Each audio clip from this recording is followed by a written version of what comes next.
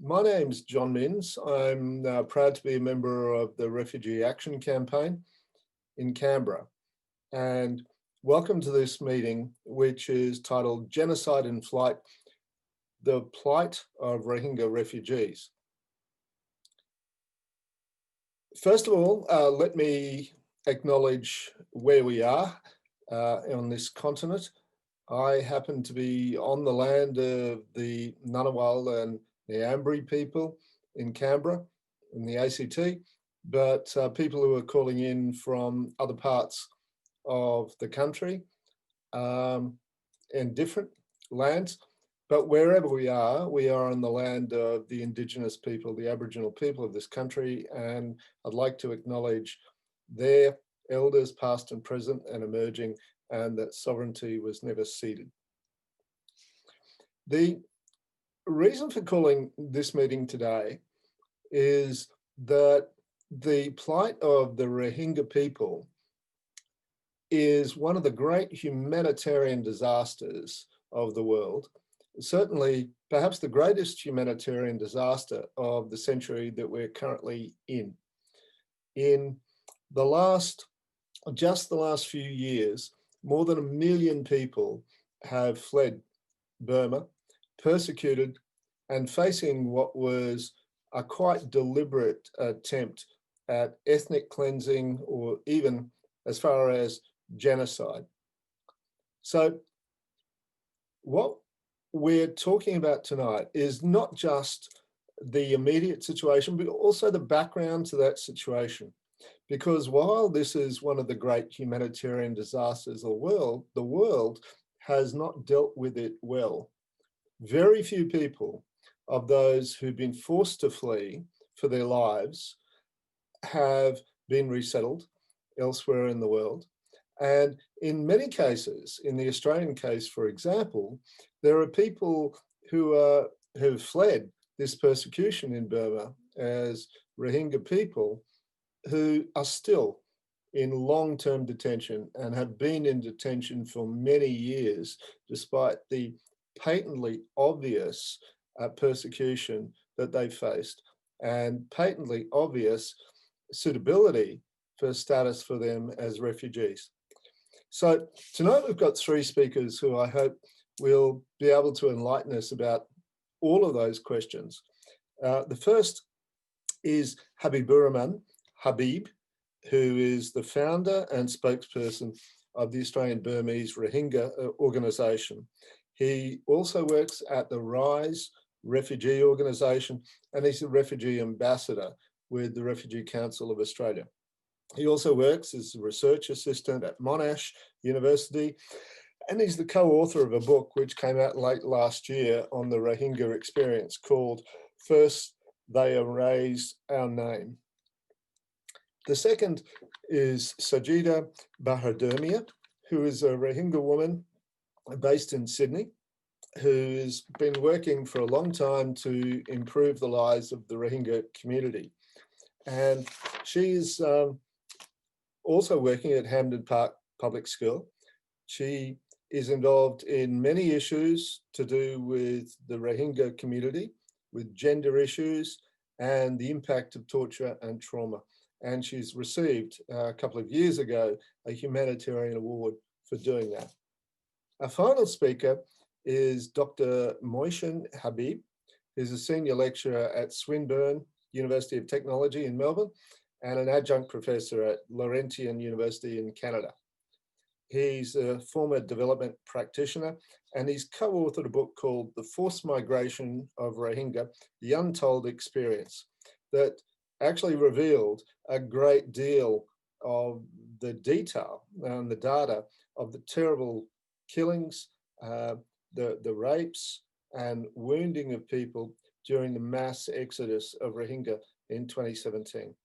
And he's doing very large scale longitudinal research on the situation of the Rohingya today, particularly those in those massive refugee camps in Bangladesh, where he's interviewed nearly 7,000 Rohingya households. So today we'll be trying to do a few different things. we'll be trying to look at the background to the experience of the Rohingya, where all this came from, the tragedy that we've been seeing unfolding for a number of years now, the actual lived experience of persecution of the Rohingya people in Burma, and the situation today, both for those in exile in Bangladesh and living in terrible conditions, but also in Australia, the Rohingya people and the community in Australia. So how we're going to run this meeting is that each of the three speakers will have about 10 minutes, a maximum of 12 minutes to present an initial introduction to what they're talking about. And then we'll invite questions. In fact, we invite questions at any time via the chat, and they'll be moderated and I'll put them to the speakers. And then at the end of the question time, we'll have an opportunity for the speakers to sum up with any concluding remarks for a few minutes, and we'll try to keep the meeting relatively short.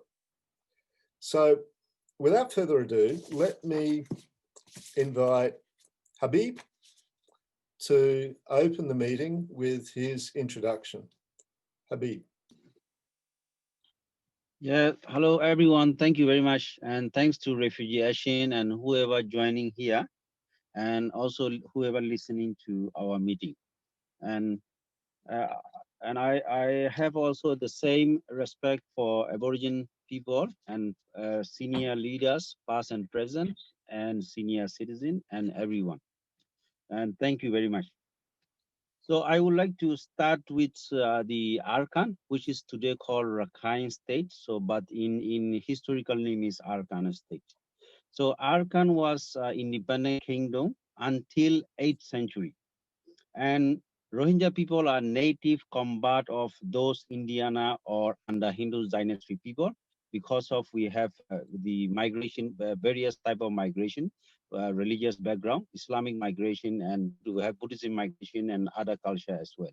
So people are native combat. So the religious is only migrated, not the people are migrated. And it remained Arkan Kingdom or independent kingdom until British came to occupy Arkan in 1824.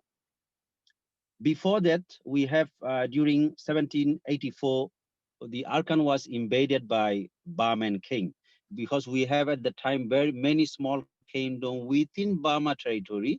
So Arkan was invaded by Burman king, and nearly 200,000 people, including Buddhists and Muslim, they both fled to Bangladesh, and they were the shelter. They have been taken shelter in there for many years. And after the British came to occupy Burma in 1824, then people were thinking that there is a hope for return, and British government encouraged them to return. And so the people, those migrated under British rule, were already 40, 50 years to 80 years after the people fled from Arkan. So that means those repatriated are senior people or second or third generation people, but they are not from Bangladesh. All of them are Rohingya. They born and grown up in refugee camp. That is what today become the Coast Bazaar. That where Captain Coast was the leader of the camp and hosting all of those. And before that as well, during the nearly 400th century, like from 1400 BC time, I mean the AD, at the time Arkan was invaded. So the Arkan king fled to Bangladesh and taken 26 years, and he himself the converted to Muslim, and with the helps of Bengal he come back and able to rethrone and able to get back his kingdom in Arkan state. And and under Muslim names or under the Sultanate of Bengal, the Arkan was ruled nearly 400 years by Muslim.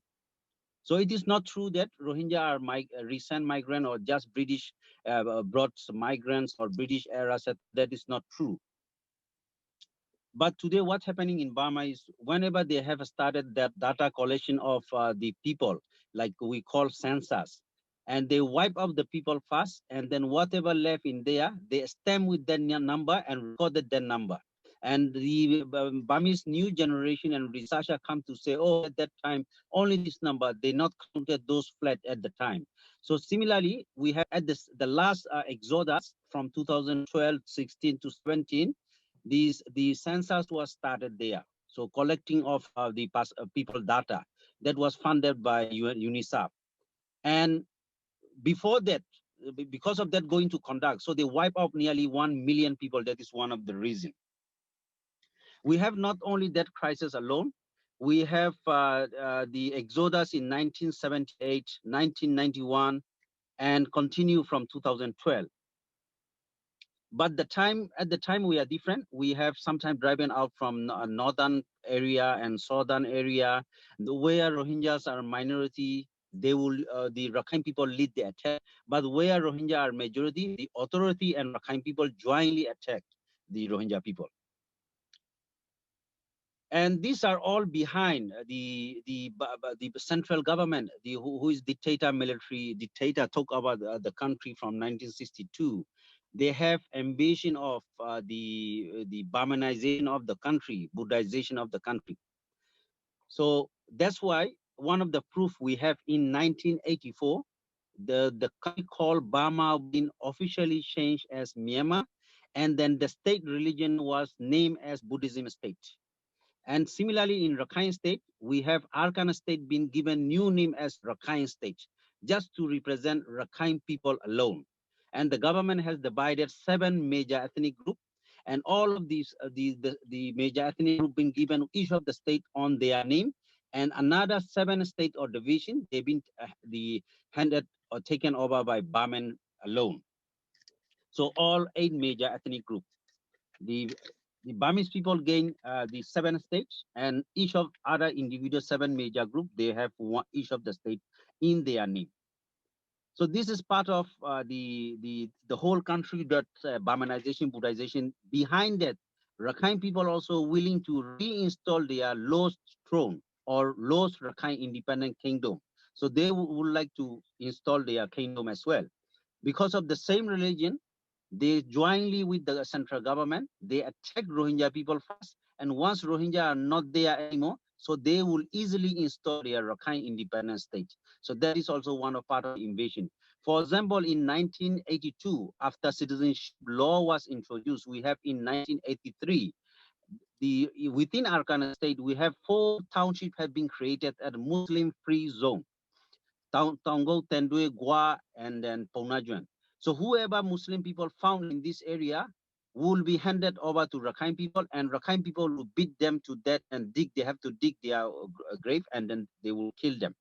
So they have like same as given license, killing license to Rakhine people. So these are clear evidence that what they've been going through. And 1982 as well, we have new citizenship law came in. They say Rohingya has to prove that they've been settling in there before British occupied the country and the 1823 or 24. But that is not true. Rohingya have been there for a long time. The main part of problem is the government, they're not willing to accept Rohingyas evidence or secondary evidence what they have, and then not allowing to recourse them to become citizenship under their new citizenship law. So not only block with citizenship law, but also not allowing them to record to become citizenship. That is why today we have in every exodus, we have 200 to 300,000 people, they fled to Bangladesh in months. And like look at now, even 2017, we have like nearly 1 million they fled to Bangladesh. So 80 to 90% of total population being wiped out. And the government is not willing to accept them. That not only alone, the government bulldoze their village and the government bulldoze those buildings and then taken or seize their land and replace with military project and then the new investment project in there. And then whenever, because of international pressure or United Nations, they are willing to take only as 1 day 100, 15 or 20, something like that. So just showing to international community. But what happening is inside Arkan, we have 42 to 43 refugee camps. that called internally displaced camp. Nearly 120,000 people has been locked up there from 2012 June. So it's been nearly 8 years, nearly they've been in there. So there's no situation improvement. So that's why until that situation improvement inside Burma, that is not possible to repatriate the people, those are in Bangladesh. But anyway, Bangladesh is not our country and they cannot live there forever. They cannot live under makeshift camp forever. And then no organization or no international community can support them for a long time. For example, each of them need $1 per day. 1 million means they need every day $1 million.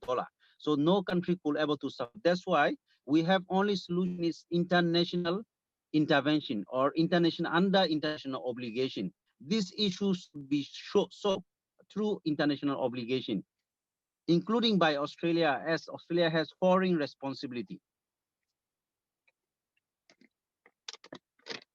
This from there, because of, as you heard, that the refugee camp in Bangladesh has been more than 20, 30 years. We have more than 100,000 in Malaysia.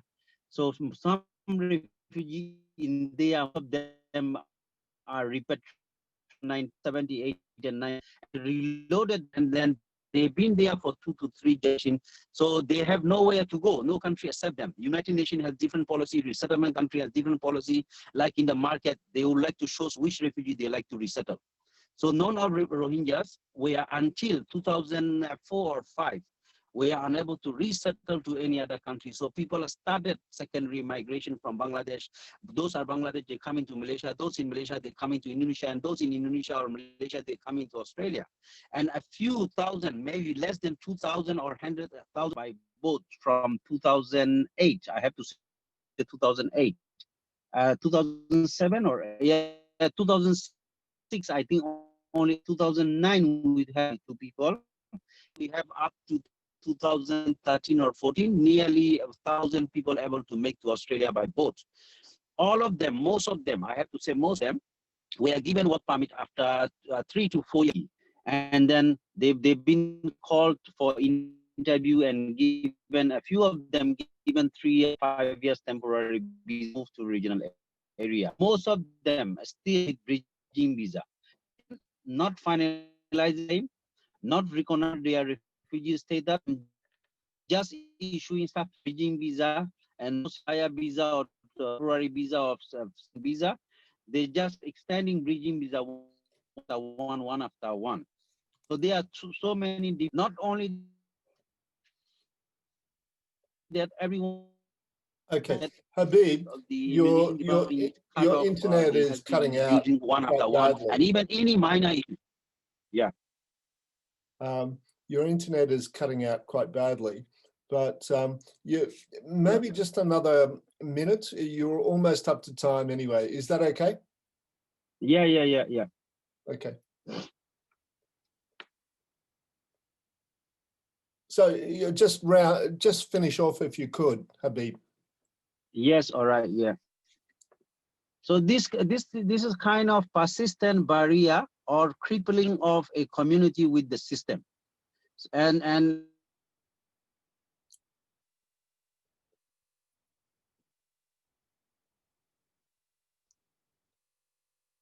Okay, I suspect Habib as a discriminatory. See, recently we have Australian government came to accept 10,000 people from Hong Kong, and then recently in the news saying that to prioritize those are onshore migrant and skilled migrant. So why not with these Rohingya refugees? Why they've been keep punishing them? And other issue is because of Rohingya issue is international issue. Australia must stop providing aid to military of Myanmar. Australia must demand genuine changes in Myanmar in return of multi-million-dollar investment in oil and gas and education sector.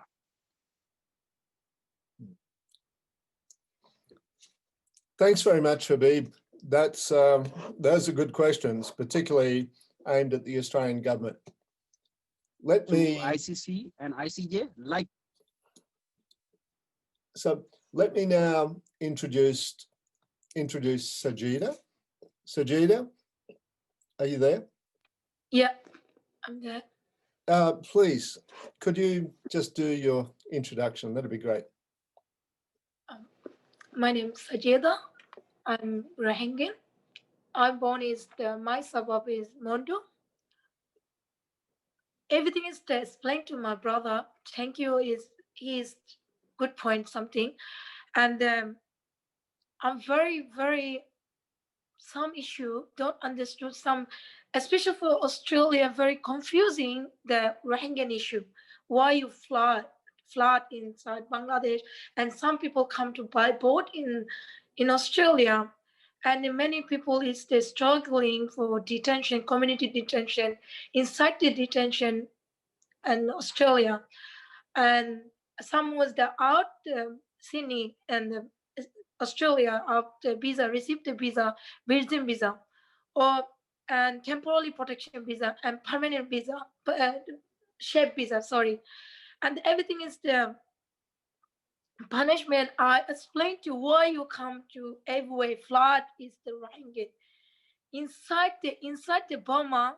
I heard with I live in there. I feel, I see, I focus my life and my children. Not is the only me. It's the my many sisters, many families, many we community together struggling. A scary life. Never ever sleep. Sleep is any night is not is relax sleep. Nothing. Never. What the issue? I have the question. Why you torture this? Why Burma government and military and is the more is to do our torture, our punishment? Why? Why is that our fault? Why is that our we are right? Nothing. I'm not just understand this is. I have the many confusing, like it's Australian government confusing, Australian people is the confusing why Rohingya calling not have citizen, someone have citizen, someone not have citizen, someone have is the document, some has not have any document. This is the good confusing. This is the good question. This reason I'm joining there. Yes, my father have before is the document. After this document, this is citizen is the ban. This reason I'm born this time. My father not have any document. I'm is the homeborn. Many Rohingyan is the homeborn not have any document, not any paperwork. Is there some Australian immigration very confusing that these things? Why you now have asked me for my interview? Why your birth certificate? Why marriage certificate? I don't have. I'm still there. I'm inside the Burma. I'm still there inside the married. My husband is the Burma. My children is the born home. My children have birth certificate. Not many people not have birth certificate. Many people have can give it to you hand by hand money and make it this document. This is the no legal document. Where you are born. My age is the 33 age. I talking about this year. This year and it's the every night 2009 2012 is the flood big torture big torture every my suburb 15 suburb is the born life every night is attack every night is the attack why people going who is there who I moving I decide to move no anyone choose the who I'm going to Australia I make the I have to like I'm doctor I make my life a start didn't know this time I didn't know this time I'm working I'm helping my community I didn't know my past I didn't know totally I didn't know I come to in Australia I learn I'm come to buy boat in Australia I learn is someone is there Navy is there receipt for our boat and is checking time. I'm talking about the for check security check. Touch for me, women's. My back home, nothing is this rules. This is the mentally torture. This is the discrimination. This is the what do I say? I don't know. Sorry. And I'm is the feeling. Oh, these people no trouble for me, not kill me. I believe I touched them. I love them. These rules and what is the many people didn't know the Rohingya issue, Rohingya life. Well, sorry, I go to the point. I can't finish my Rohingya history, all of them. I have the short time. I'm short. Try to for explain to these things. This totally is the no have any document. These people have own choice. They save life. I decision make my choice. I make to my save life. I don't live there. I see that every night, every day is torture inside the Burma. This reason I try to for working, and this. Oh, many people try that this, and hopefully it's the country in Australia. Is Australia there is the Bangladesh flood. Is how many people is that die? How many issue there is Bangladesh? What is give it to prove? This is the no enough proof total. No is the our public, no is the our mother false, no is the our children false, no is the our brother sister false. Is the now is the these 3 years now is the go the issue is the different side. I'm very worried to that one. My people is my community people can finish their torture. Now is the changing is the law. It's changing torture. Some come I heard so many things. Is the Rohingya do this refugee do this refugee do this.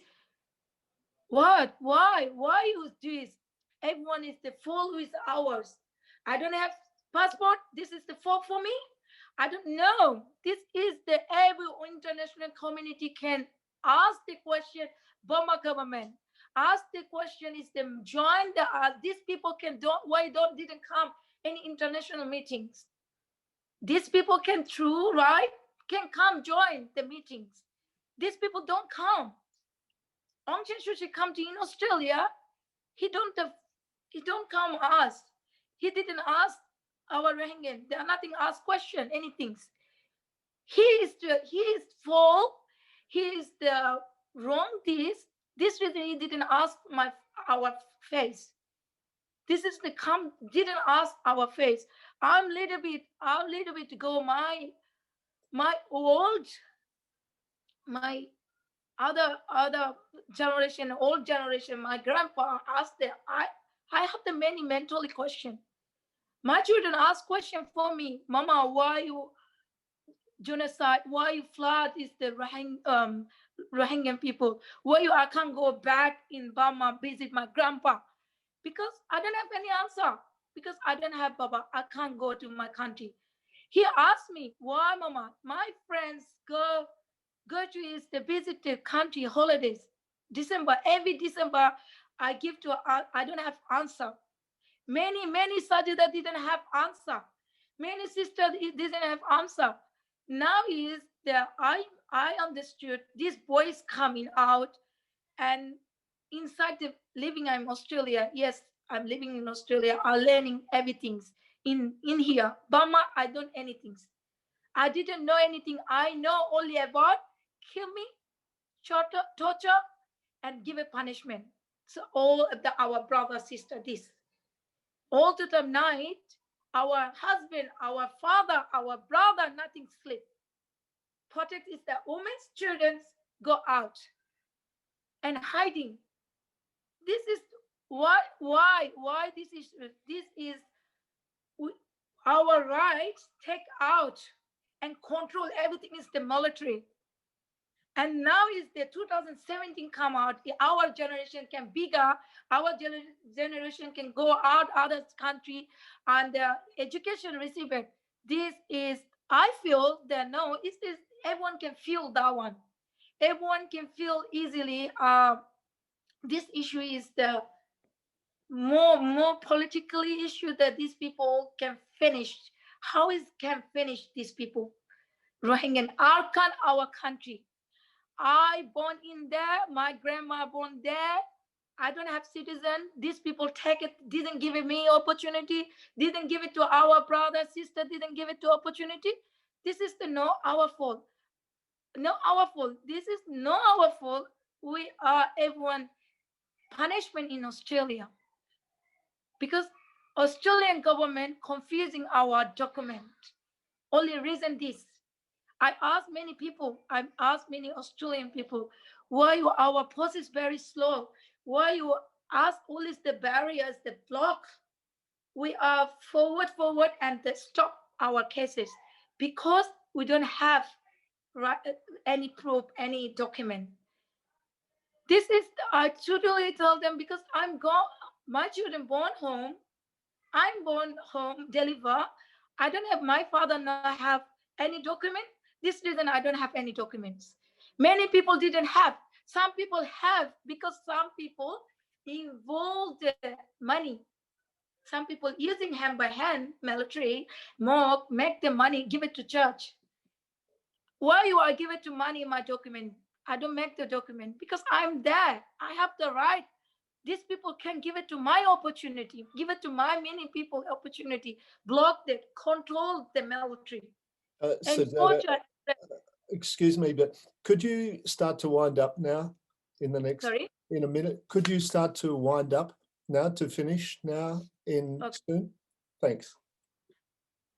This is the our which we need is the confusing, who is the needs no confusing. I don't know is the because very short, and this is the my second languages. I can't explain to is the short time is quickly, which is the important one. I tell the totally, I give it to message for international community, and I give to a special place that in Australia government can focus our issue, involve our issue, and which one need the proof our right, which one need our, which is our fault. I ask the question, where is the country in come to by board people here? All refugees have safe life. All refugee have is, this is very nice country. Who is the coming in? These people understood how nice country. This is the like is the nice country. This is nice, and punishment very hard. This come to by board people is the struggling temporary protection visa, temporary TPP visa, and it's shape visa, it's community visa inside the detention. This is the like no equal, no equal, because we are can't show up our document. We are Rohingya. We are Rohingya, and that we have the country, and my name is the specialist. This is the very painful, very painful. Thank you. Thank you, Sajeda. And, you know, we all certainly, I think, in this forum understand, well, at least we can appreciate what you say and the passion with which you say it. Our final speaker is Moishan. Moishan, are you there? Moishan, yeah. Yes, I'm here. Thank you. Should I go? Yeah, thank you. Yeah. Thank you, John. I thank John and as well as Sajeda and Habib for inviting me here. I'm here for Rohingyans, and I'm here for Sajeda and Habib. And please let me pay my respect to Aboriginal past, present, and the future. And I'm living in the Wurundjeri people's land of Kulin Nation in Melbourne. So before I start, I just need to, I just have to tell you a life experience that I come across when I was there collecting data for this research. In October 2017, I was in the part of southern part of Bangladesh, island called, Shahpuri Deep. So it's very close. It's in Teknaf. So the land is, inundated under, water, sometime. So when I was there, I saw probably 50 women, 10 men and some children. They're all Rohingyas. They just got off from a boat. And there were a few animals with them. chickens and goats and things like that. And when I was trying to have a conversation with them, this local guy, I don't know him, he just popped up from nowhere, somewhere. And he was telling me, probably he understood that I'm a foreigner, or I couldn't speak the local language. And he was asking me, who do you want? I was just looking at him. I was quite shocked and I was surprised. And he was saying, oh, look, I don't want you to misunderstand me. If you want to take anyone from here, either kids, children, women, men, it's 2,000 taka. So in 21st century, I was offered to buy a human being 33 Australian dollars today. That was my, start. That is when I went to, it just still gives me goosebumps. I tell you, in 21st century, we are in this country, I tell you, $33. That's what they asked me. I could buy anyone. And it's up to me. He was very clear that it's up to me what I do with them. That's how unfortunate the Rohingya people are. So let me share my screen. I'll try to be quick and do my presentation. I'll be, okay.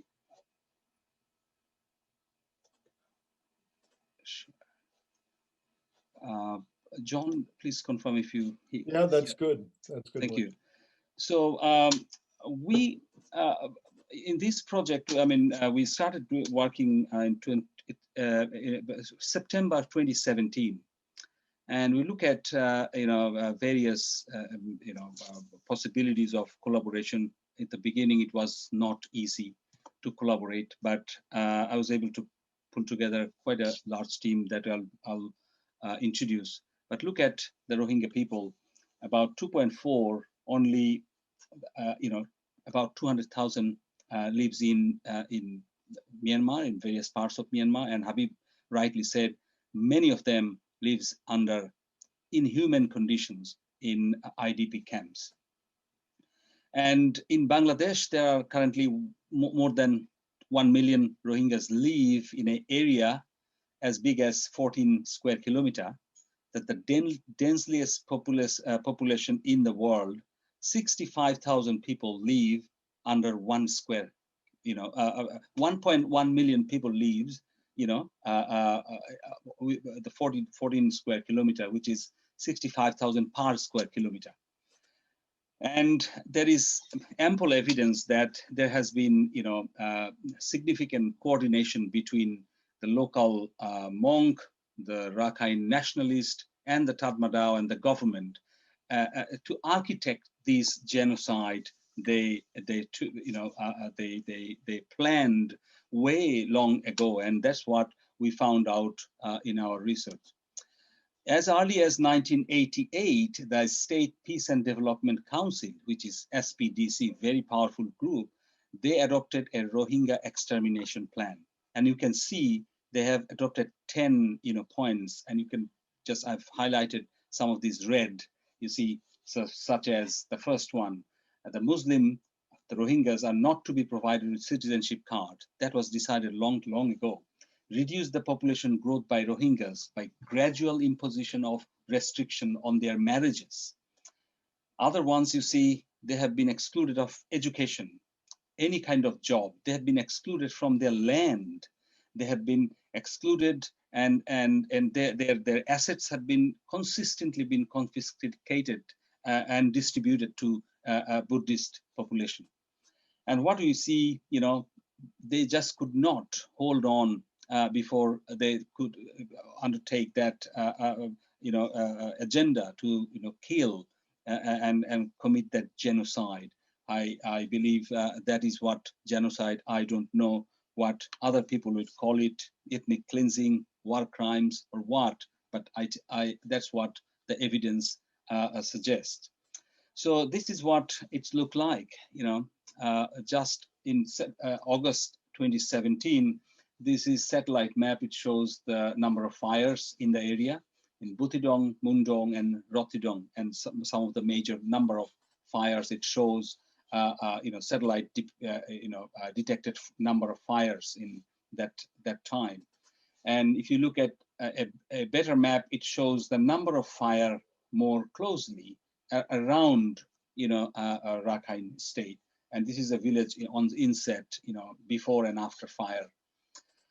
And the project that we conducted was rehabilitation, resettlement, and repatriation of Rohingya. That was the title. And we put together a team of people from Australia, Norway, Canada, and few other organizations. And we had to work under very strict, conditions. Particularly, there are very minimum fund that we started this project with. So we end up interviewing 3,300 Rohingya households with semi-structured questionnaire. We used, qualitative, unstructured interviews, videographies, and photographies. So we had professional videographer and photographer in the team. So this is what we published from that data in 2018. So the book was launched in Oxford, August, 15th of August.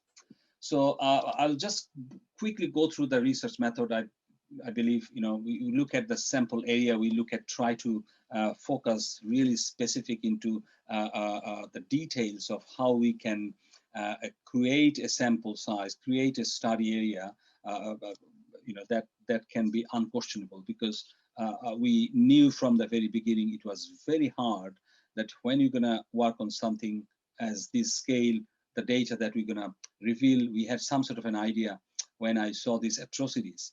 And that made me think we need to, be detailed, and that's what everything is, how we made everything publicly available. So we looked at the 33 zones on the camp. So if we look at the first left figure, we went in each, zones. So that's how the zones are named as A, B, B, and C as 33 zones. So we went and used ArcLink map and offline map to be able to start collecting data from specific location, and just to make sure we're not overlapping any zones. And this is how the zones have been created by the intersectoral coordination group. We use their mapping and online mapping to be able to collect data. So the study sample size, we looked at the study population size was 650,000, because when the time when we started, we estimated that there has been 650,000 people arrive from August 25th till November 2017, that period of time. So we looked at that sort of a characteristics, 100 household from each sectors, and that is how we looked at 33 sectors to 3,300 household. This is the criteria characteristics we looked at. And this is we worked with a big team. So about 20 pair of male and female interviewers. Interviewers needed to be very, extensively, trained to be able to get some sensitive data. So each interview took around, 40 minutes, I would say, and 5+ weeks of every day, 6 days a week, data collection took place.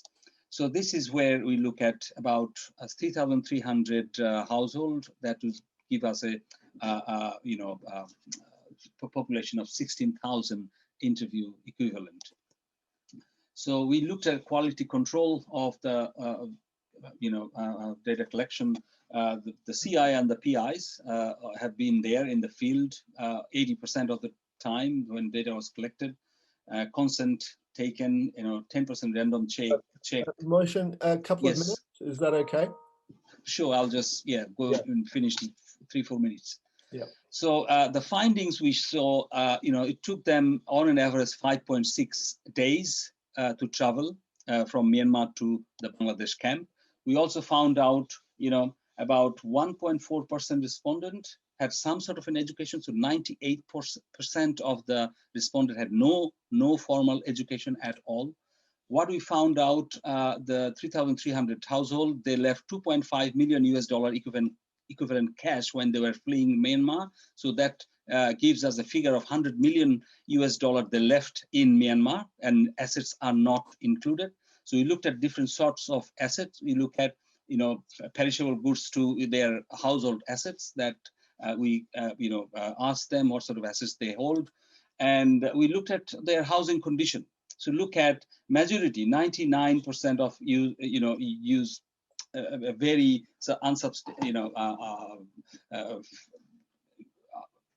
not a very good structure of that kind of a house structure, I would say. 97% use solar lamp. There is no electrification in their areas. We looked at in the camp what was their health condition. We found out there was 4,000 suspected diphtheria case that time in 2017. We also found out 51% Rohingyas may suffer from malnutrition, because that time we found out there were about 47% of them were just having rice and lentils. So that's what we found out through our data. And we asked them about discrimination. 85% said always they have been discriminated. And we asked them where they have been discriminated in different places in their neighborhood. We asked them about, what sort of, being a victim of crime, what sort of crime it took place. Physical torture, burn down home, damages, and arrests by authorities. We asked them if they raised these, what really happened. Nothing took place. There are resistance from there.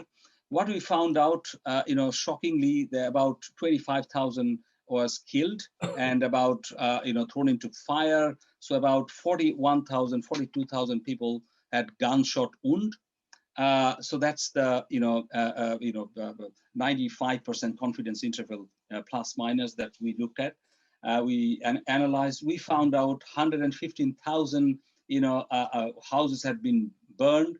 113,000 vandalized. Business 35,500 businesses has been vandalized. And you look at this data is the atrocity number that we looked at, about 42,000 gunshot wound, 24,800, about 25,000 people got killed, 19,000 Rohingya women been raped. That's what the primary data said. We asked them, did any family member die in Myanmar? And that's how they responded. Some multiple responses from there. We have asked them about the atrocities during the time. They have been injured, death in family, loss of sight, and permanent disability due to gunshot wound and others. So what we found out, almost all had witnessed neighbors injured, and close to 11% had been injured themselves or had a family member injured, some permanently, including loss of sight. Over 80% households had or family had witnessed the death of neighborhood or neighbors. We asked them if they would like to go back to Myanmar, and everyone, 80% said they would like to go ASAP if it is possible.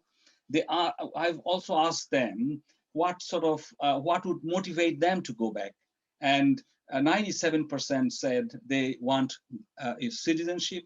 96% plus said they want persecutions of perpetrators. Some of them said full halt of violence, deployment of UN security forces, and so forth. So this is their choice. That's what completes my presentation. Thank you very much. I welcome any questions. Thanks very much, Moishan. Those are a lot of very chilling statistics. We've got a number of questions that have come in on the chat. The first is, what has been the role of Aung San Suu Kyi in Burma in the atrocities? And related, I suppose, in a way to that, is there any role for the United Nations in trying to change the situation for the Rohingya people? Look, not everyone, all of the speakers have to respond to that, but if you feel that you would like to, by all means, If I may start, John, Certainly, Moishan. um, you would see from recent press that Myanmar has been continuously, lied over, Rohingya repatriation and their rights, and that does not exclude Aung San Suu Kyi. And Suu Kyi, Suu Kyi has always denied the fact that anything has taken place, and there has been international pressure for stripping the Nobel Peace Prize, and that hasn't gone through. But Canadian government has stripped her citizenship, honorary citizenship, and international condemnation has taken place. But until now, Suu Kyi has never responded anything, in a positive, anything that has that could consider a positive response. And if I say UN's role, I think the problem I understand. Probably there are other distinguished, attendees here. They would know better than me. I would say the Security Council, where China is divided, and China and Russia has been vetoing, and there's, it's not progressing in that manner because of the Security Council. UN mandate has not progressed very, very far. But the ICJ, the recent ICJ ruling has made things a little bit better. I think there are some possibility of, an ICC ruling in genocide, which could come, I'm not sure when, but that could come sometime. Okay, thanks, Moishan. Sajeda or Habib, would you like to? Do you like to add to that? Is that the voice clear? Yes. Okay. So Aung San Suu Kyi, there are many, because she is the international icon and human rights icon, and many people has good with her. But in reality, when Aung San Suu Kyi came to power before 2015, she cleansed all of Muslim members from her party. He wiped out, he expelled all of Muslim members from her party. And in Burma, for first time in the world, they created Muslim free parliament. None of members were allowed to elect, even not Rohingya, even Kamang or other Muslim. We have 17 to 19 Muslim group in Burma. None of them are allowed to elect or to become a member of parliament. So they created first member of Muslim free parliament in the world. So that is the record of Aung San Suu Kyi.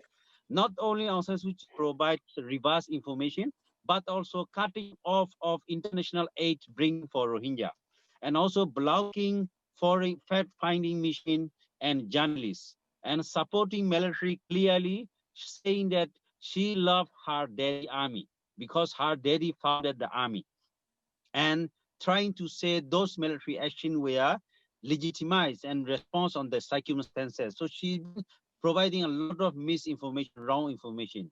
So that's why many countries and international community, they have taken a step of criticizing Suu Kyi and revoking her award. But Australian National University, they're still outstanding to revoke her award given in 2013. We request that to be happen. And also Australia need to use the right word of genocide, not conflict, because conflict is not the government involved. There is government involvement is very clear.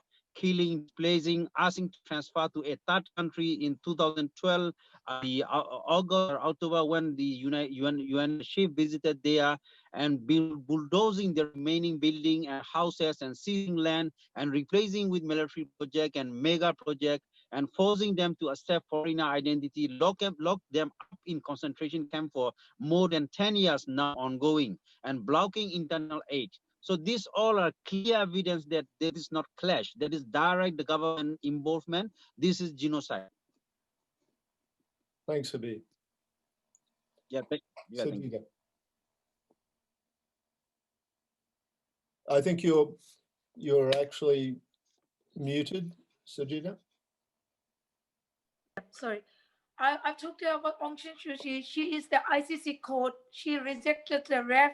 No, our Burma government, our military, nothing rap for Rohingya women's dirty. We are not dirty. We are no. She is the no that one. I think so. She is the dirty. I feel that one. She rejected. She is the woman. She is the I see them. My eyes. I see them. Is the torture inside the Bangladesh flood time. Is the 10,000 or more. Them like 900 more. 900 more. I see them rape for military rape. How I give it to international community women's.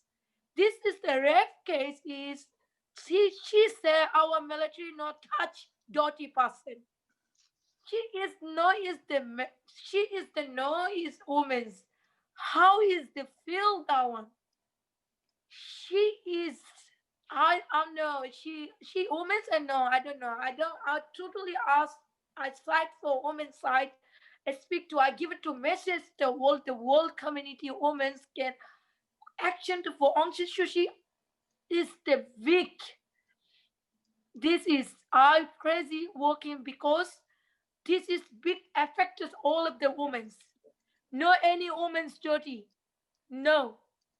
She is the using this word some area and the is the this is the no no art in the media.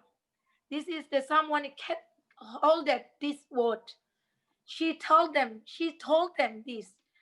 She can come. We are dirty. She can come. Who is the dirty? I give it to Mara. And all women give it to Mara for Aung San Suu Kyi. I'm sorry about this. Very hard. And in international community and all the world, how many people more than rape? This is the no enough torture. This is the no enough torture our people.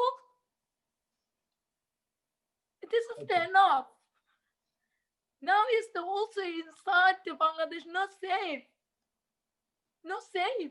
Because this is the very close neighbor, close area. This is the Burma government. Why didn't come? Other many country government minister come together, invite each other, come and join each other. Why these people didn't come anywhere? Why these people is the right person? No, this is the hiding. This is the doing wrong things. The control. These people the control. We need the democratic country like is in other country. We need. Okay, thanks very much, Sajeda. I've got another question, which is, do the Rohingya people in Bangladesh currently have work or study rights or any other political rights in Bangladesh? If I may say, there's no rights. No rights. There's no study rights. There's no political rights. There's no rights. Okay, that's a clear answer. Yes. Okay.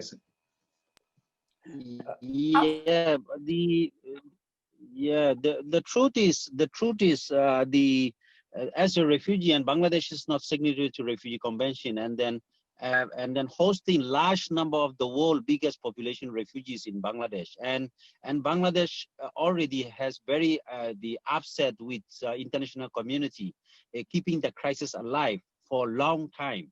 None of the country or United Nations or international community, they come and find solution together, or they solve the issue with the parameter.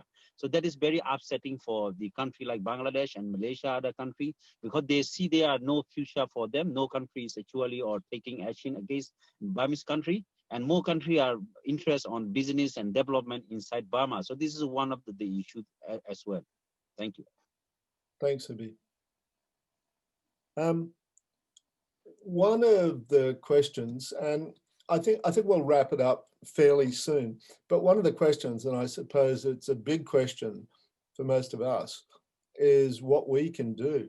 What kind of pressure do you think it's possible for those of us living in Australia? What can we apply? What pressure can we apply to make a difference in this situation? What should we be calling on the Australian government to do? How can we make a difference? Australian government can changing for our enough punishment. 8 years, 9 years, people inside the detention. Everyone, all of them. I don't talking about. This is the little Rohingya coming inside by boat and asylum seeker. I understood everyone is just struggling. Everyone risks take it out. Every country have problems. Everyone carry up own problems. Everyone make their home safe and come here finally. Is the who is the lucky person is come to in Australia. This is the enough all the refugee with the asylum seeker punishment, this government, because 8 years, 9 years is the enough. Sure. Which is the need this I don't know is the which is need proof how this is the not fair. This is the balance is there because we are safe. We are safe. Our young generation, our children is grow up, no have future. Our young generation is the marriage problem, marriage violence coming. With visa your son, with visa your daughter, with a study your daughter, because we is come to by plane, by boat. This is the balance, big issue because our visa is the stop. Our visa no go to front. How long? Because anything is the application apply for 3 years visa. After 3 years, you can't live here. I can't agreement for rent. Anyone can't agreement for anything. Anything. This visa, nothing. They can't do it.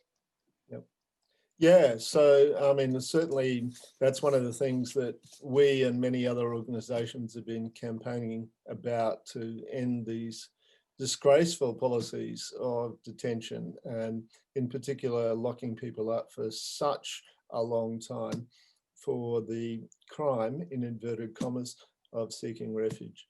Yeah, and we're certainly going to continue doing that.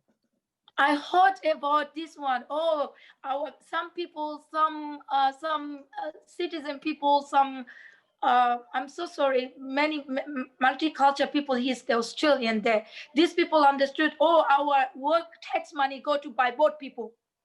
This is the very affected. This is the very discrimination. This is the very big violence. Should how is that using a word? I don't know. And this is the no.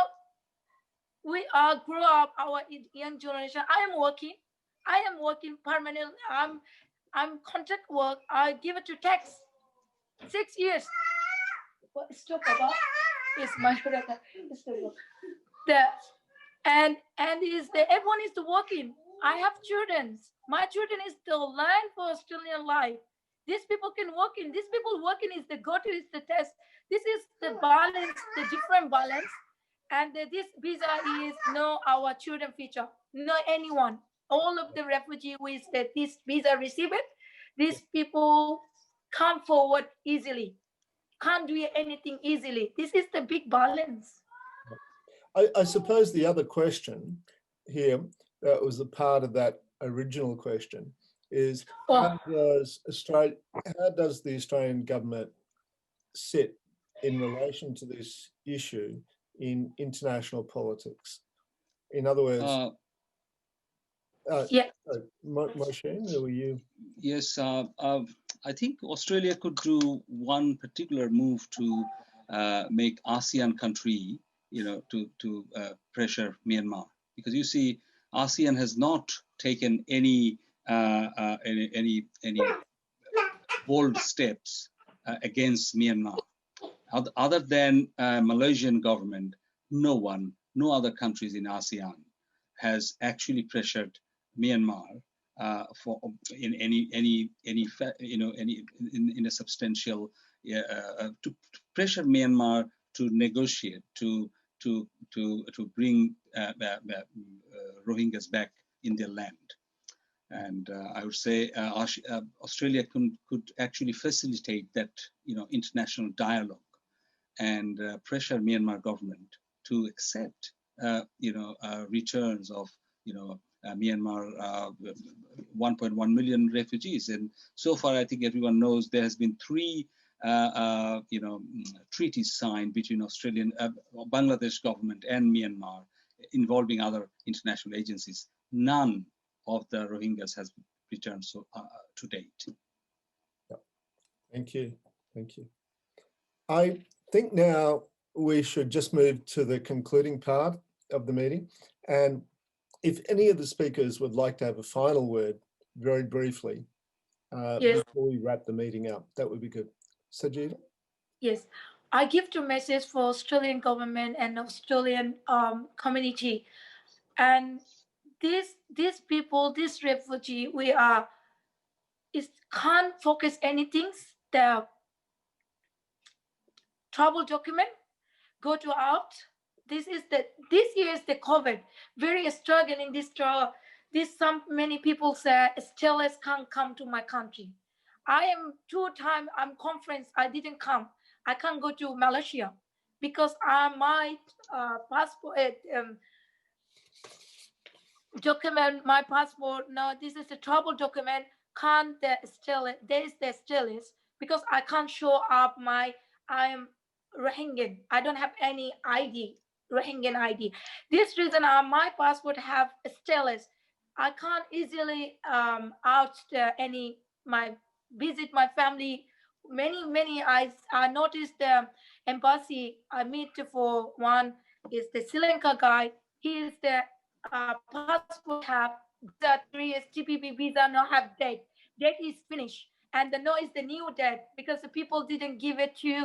He can't visit his first child. He can't visiting his first child.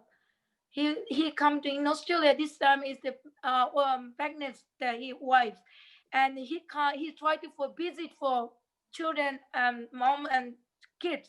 He can't go. This is how sad. This is this democracy country, and this country heart is I believe it. This country government heart is the big. It can make the more big for refugee. I believe it. I give it to message that one. This is this visa, TPP visa, shape visa, and tourism visa, and these visas 8 years, 9 years person. It's so many things missing out. Family missing, and job don't find a job. Very high qualification person can't apply job. The didn't find it is the permanent job. Only is the visa. Yeah, yeah. Okay, look, the other two speakers, Habib, do you have any final brief words? Habib? Habib might have disappeared. Yeah. I'm back again here. Very briefly, Habib, And, did you have any final words? yeah, indeed, that's the Australian government can join hand like the way Canada and Netherlands government done.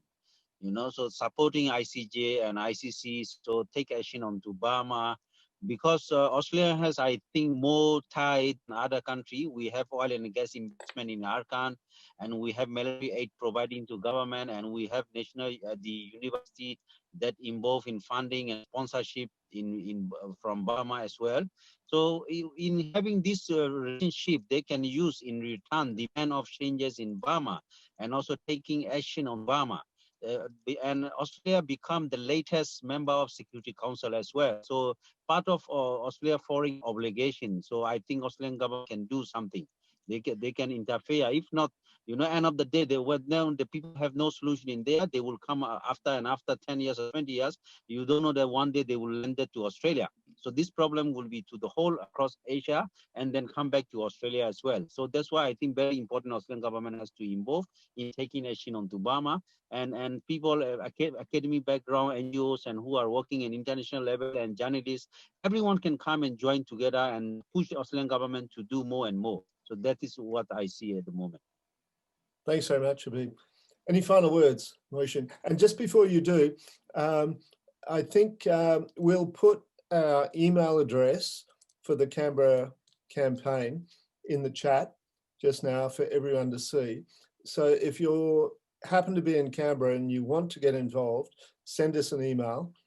If you're outside of Canberra, then we can send you some addresses of, if you're not already in touch with people in your local area, about how to get involved. Moishan, any Yeah. final words? Thank you, John. The last word I would like to say, I think what you guys are doing, it's fantastic. But you could also see that in the Australian mainstream media, there hasn't been any attention. There hasn't been any interest about Rohingya, people and the crisis itself. And we have been trying to, we have organized in the Swinburne University and with other partners, few other events, but I have to say it's sometimes really heartbreaking to see, even after repeated invitation, we don't get much traction from the media at all. So media can be the mirror of a society.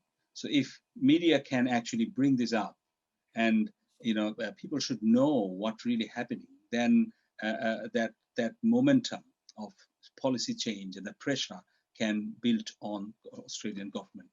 I thank John and everyone for inviting me again to talk here. Thanks, Moishan. It's been a great privilege, I think, for many of us to have been involved in the campaign to change the situation for refugees and people seeking asylum around the world, and in particular to try to change the Australian government's absolutely disgraceful policies in relation to them. And tonight, we want to particularly thank our three speakers, Habiburahman, Habib, Sajeda Bahadurmia, and Moishan Habib. Thank you very much for participating tonight. It's been very enlightening.